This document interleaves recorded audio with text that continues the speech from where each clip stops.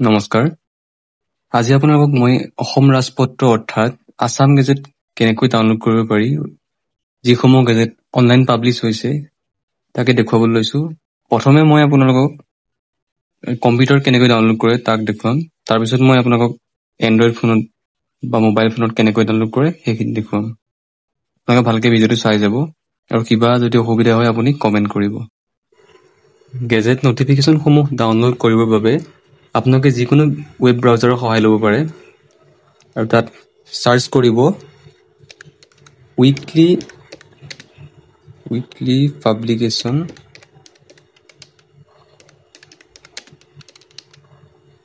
Assam gadget. ঠিক আছে, search কৰিব আৰু তললৈ যাব আৰু এই ৱেবছাইটটো যিটো directorate of printing and stationery Assam বুলি আছে, এই ৱেবছাইটটোত যাব আপোনালোক।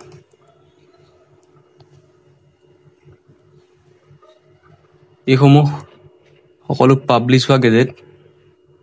ডেট চেক কৰিব পাৰে আপোনালোকে, 20 তাৰিখ 8/25/2025 চনত পাব্লিছ হৈছে এইটো। ঠিক আছে, মই আপোনালোকক এটা PDF অ'পেন কৰি দেখাইছোঁ।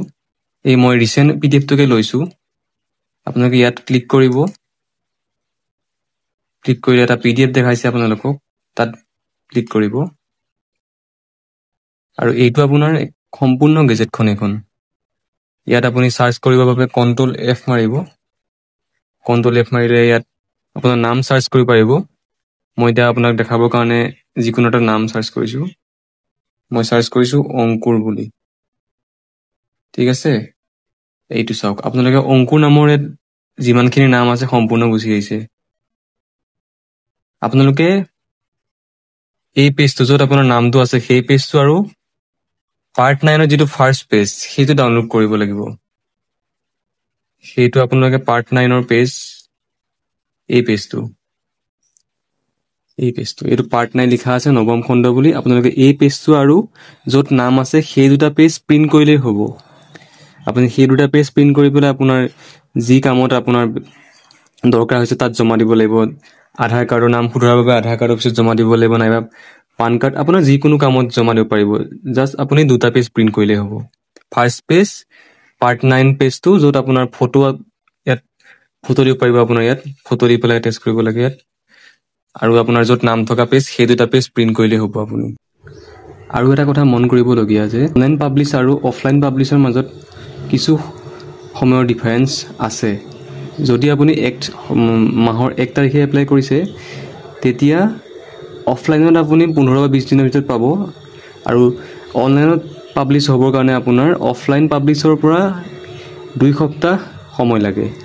যদিহে আপোনাৰ ইমাৰ্জেঞ্চি হয় তেতিয়া আপুনি অফিচ আহি পেলাই আপোনাৰ গেজেট নটিফিকেশ্যন কালেক্ট কৰিব পাৰিব, আৰু যদি আপোনাৰ কোনো ইমাৰ্জেঞ্চি নাই তেতিয়া আপুনি অনলাইনত ল'লেও কোনো কথা নাই।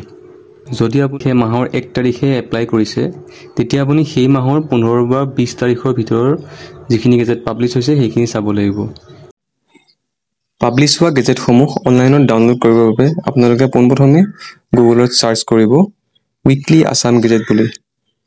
উইকলি আছাম গেজেট, আৰু ফাৰ্ষ্টতে যিটো লিংক আহিছে weekly gazette 2025 directorate of printing and stationery, সেই লিংকটোত ক্লিক কৰিব।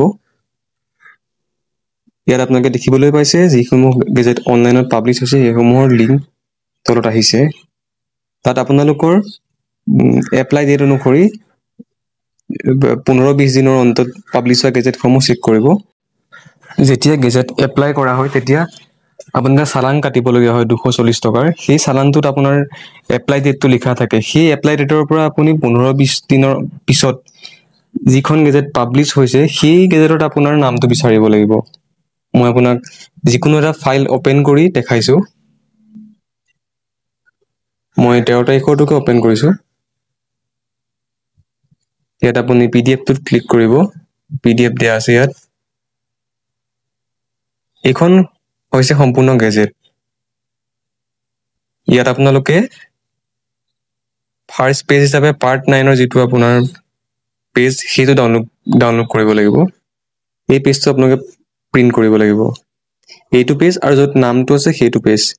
ছাপ'জ মই এইটোকে লৈছোঁ।